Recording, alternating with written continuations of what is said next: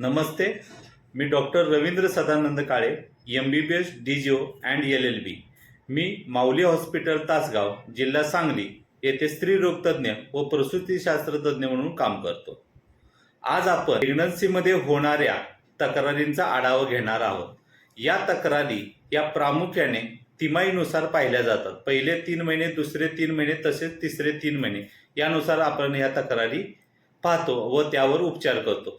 तर या व्हिडिओमध्ये पहिल्या 3 महिन्यात होणाऱ्या तक्रारी कोणत्या आहेत हे पाहूयात. या तक्रारी मी डोक्याकडून पायाच्या दिशेकडून होणाऱ्या तक्रारी सांगतो, म्हणजे त्या आपल्याला लक्षात ठेवण्यासाठी सोपे पडतील.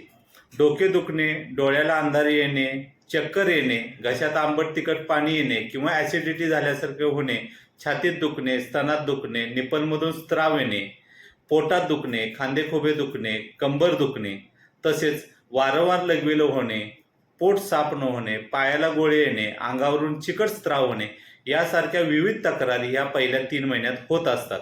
यासाठी प्रत्येक वेळेस काही गोळ्या किंवा उपचार घेण्याचीच गरज नसते. ह्या तक्रारी होतात म्हणजे तुमच्या बाळाची वाढ ही योग्य दिशेने पद्धतीने होत आहे हे दिसते.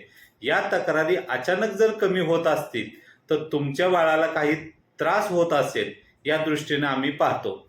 अति त्रास होत असल्यासच प्रत्येक वेळी गोळी घेणे हे